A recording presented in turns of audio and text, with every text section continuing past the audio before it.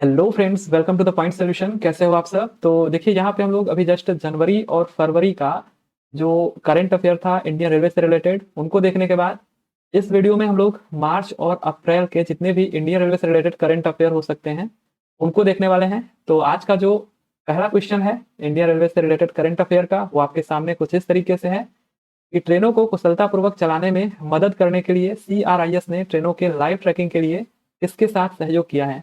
So with whom has CRIS CRIS collaborated for live tracking of trains to help run trains efficiently? CRIS that means Center for Railway Information System ने ट्रेनों के live tracking के लिए किसके साथ सहयोग किया है? DRDO के साथ, इसरो के साथ, रिलायंस या फिर BSNL? तो जो करेक्ट आंसर आपका हो जाएगा इसरो के साथ। ठीक है, इसरो के साथ यहाँ पे इसने सहयोग किया या फिर साझेदारी करी है क्रिस ने। ठीक है, देखिए, रेलवे सूचना प्रणाली केंद्र CRIS जिसको बोलते हैं, इसके प्रबंध निदेशक DK सिंह ने कहा कि रेलवे को ट्रेनों को कुशलतापूर्वक चलाने में मदद करने के लिए CRIS ने लाइव ट्रैकिंग के लिए भारतीय अंतरिक्ष अनुसंधान संगठन यानी कि इसरो के साथ सहयोग किया है।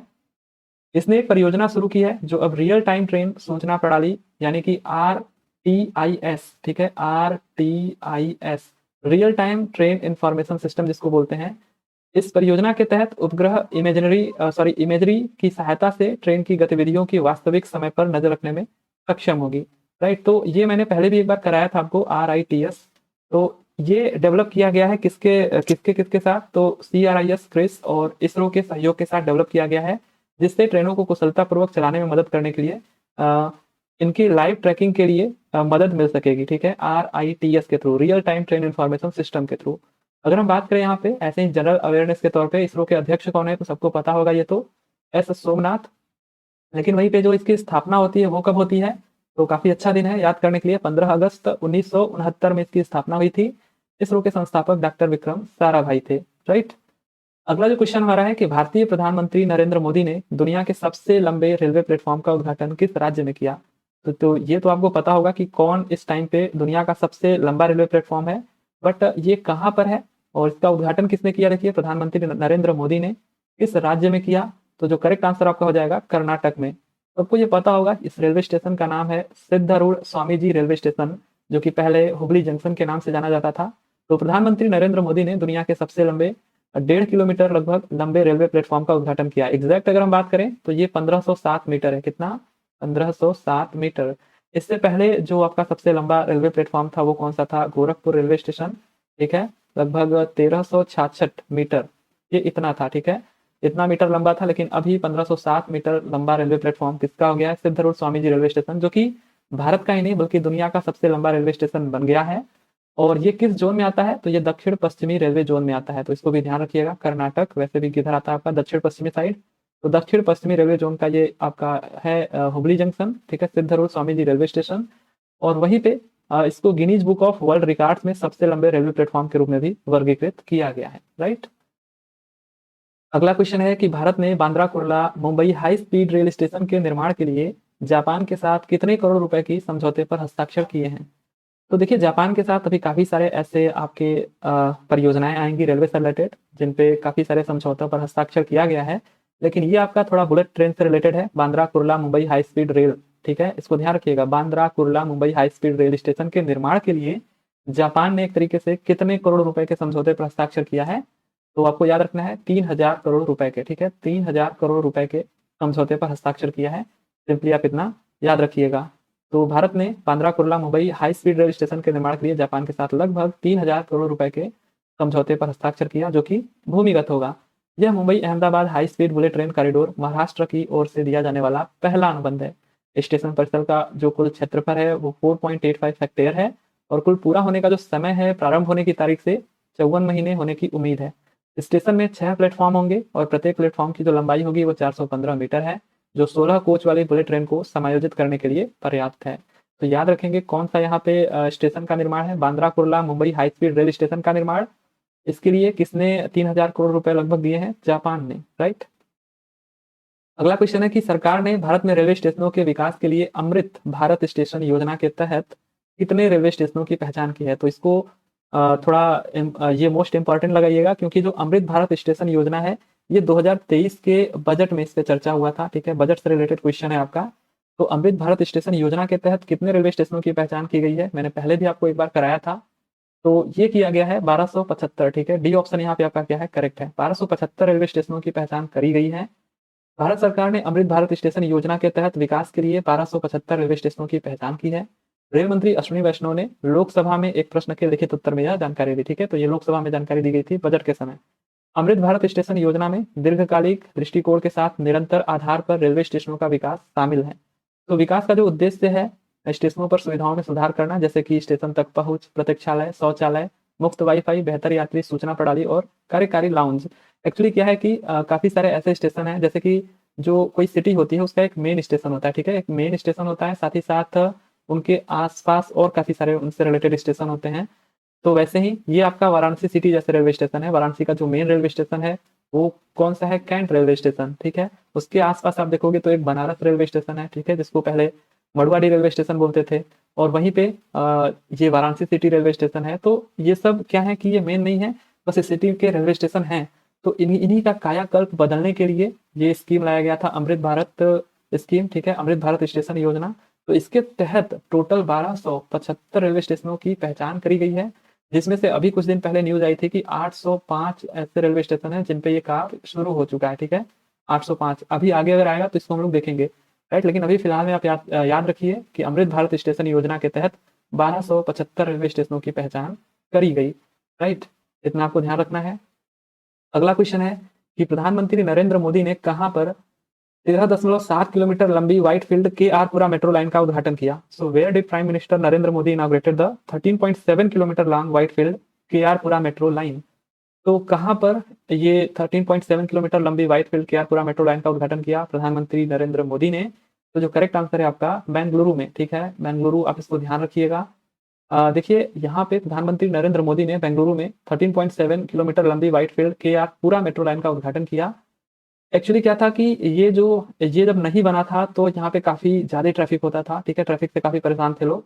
अब इसके बन जाने से काफ़ी इसमें कमी देखी गई है, जो ट्रैफिक पहले हुआ करती थी। तो ये आपका बेंगलुरु में है। बाकी अगर हम बात करें तो ये दिल्ली मेट्रो के बाद भारत का दूसरा सबसे बड़ा मेट्रो नेटवर्क है। कौन सा? ये जो आपका व्हाइटफील्ड के आर पूरा मेट्रो लाइन है, ठीक है, ये दूसरा सबसे बड़ा मेट्रो नेटवर्क है दिल्ली के बाद। कितने किलोमीटर? 13.7 किलोमीटर। ये आप ध्यान रखिएगा, नाम भी ध्यान रखिएगा, व्हाइटफील्ड के आर पूरा मेट्रो लाइन।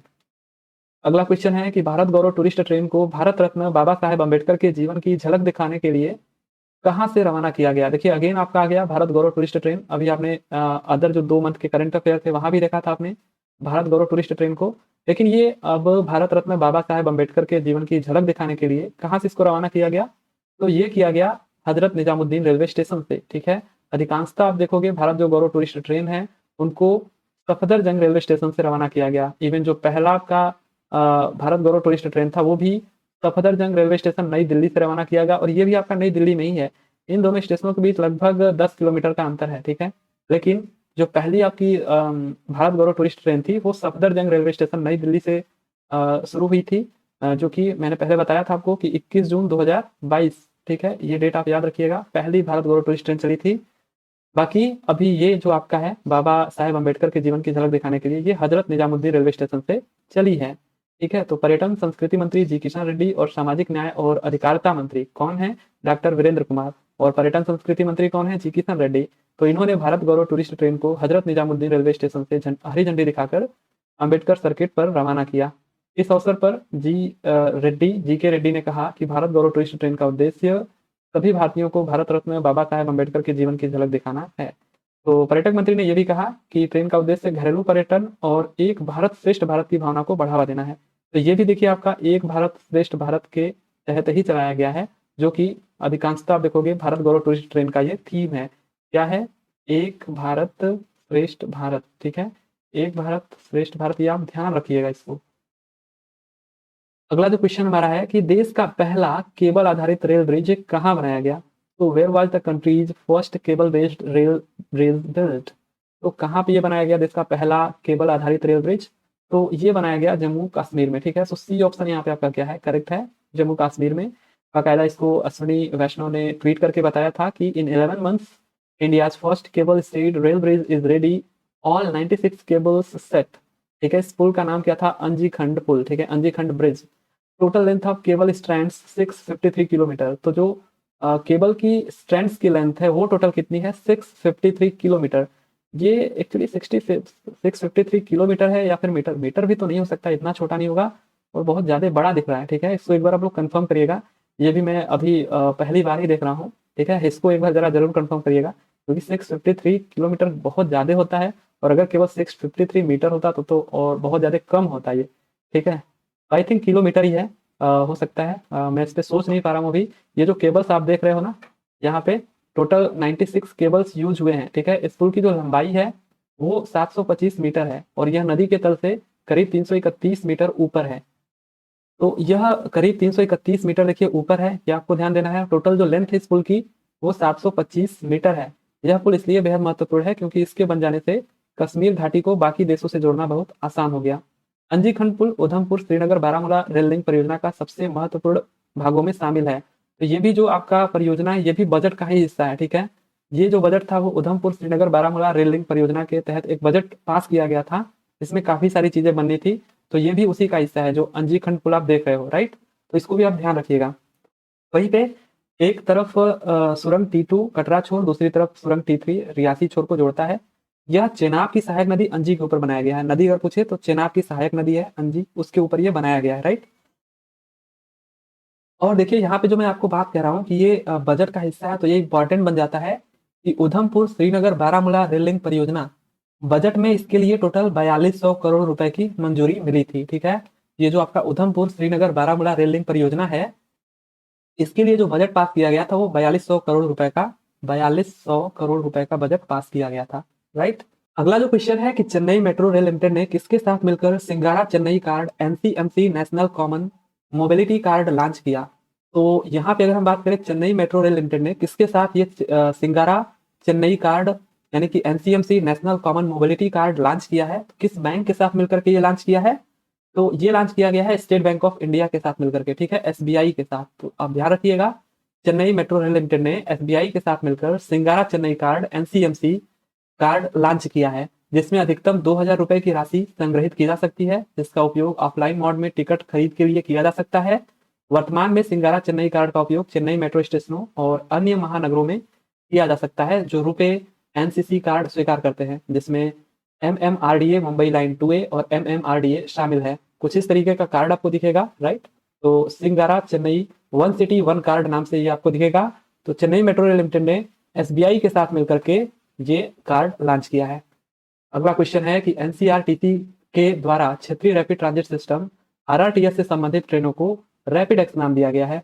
वंदे भारत की तर्ज पर इसका क्या नाम दिया गया है, तो मैंने पहले भी ये क्वेश्चन कराया था, उस टाइम पर इसका नाम नहीं दिया गया था वंदे भारत की तर्ज पर, लेकिन जो नाम दिया गया था वो रैपिड एक्स नाम दिया गया था। ठीक है, ये इसके जनरेशन को दिखाता था, लेकिन जब इसको चलाया गया, जिस दिन इसका उद्घाटन किया गया, चलाकर हरी झंडी दिखाई गई, उस दिन इसको वंदे भारत की तर्ज पर एक नाम दिया गया। तो वो नाम क्या है, तो आपका जो करेक्ट आंसर है नमो भारत। ठीक है, यहाँ पे नमो भारत इसको नाम दिया गया। देखिए एनसीआरटीसी यानी कि national capital region transport corporation, इसके द्वारा क्षेत्रीय रैपिड ट्रांजिट सिस्टम यानी कि आरआरटीएस से संबंधित ट्रेनों को रैपिड एक्स नाम दिया गया था। अब आरआरटीएस भारत की पहली सेमी हाई स्पीड क्षेत्रीय रेल सेवा परियोजना है, जिसे राष्ट्रीय राजधानी क्षेत्र परिवहन निगम यानी कि एनसीआरटीसी द्वारा संचालित किया जाता है। वंदे भारत की तर्ज पर इसका नाम नमो भारत रखा गया है, राइट। प्रथम चरण में यह सेवा 17 किलोमीटर लंबी होगी, जो कि गाजियाबाद के साहिबाबाद से दोहाई डिपो के बीच संचालित की जाएगी। तो ये भी आपसे पूछा जा सकता है कि पहले चरण में ये जो आपका नमो भारत ट्रेन है या फिर आपका रैपिड एक्स ट्रेन है वो कहाँ से कहाँ तक चली, तो गाजियाबाद के साहिबाबाद से लेकर के दोहाई डिपो तक चली। इसमें 5 स्टेशन होंगे, ये स्टेशन से आपके साहिबाबाद, गाजियाबाद, गुलधर, दुहाई और दुहाई डिपो। ठीक है, ये 5 स्टेशन होंगे। अगले चरण में यह ट्रेन दिल्ली, गाजियाबाद और मेरठ के बीच 82 किलोमीटर लंबे रूट पर चलाई जाएगी। तो प्रधानमंत्री नरेंद्र मोदी ने 8 मार्च 2019 को दिल्ली गाजियाबाद मेरठ कॉरिडोर पर इसकी आधारशिला रखी थी। तो आधारशिला जो रखी गई थी वो 8 मार्च 2019 को ही रखी गई थी, राइट। इसको नाम दिया गया था जस्ट 2023 के शुरुआत में ही दिया गया था शायद रैपिड एक्स, लेकिन जब इसको चलाया गया अभी कुछ दिन पहले तब इसका नाम दिया गया नमो भारत। इतना चीजें आप याद रखेंगे, राइट।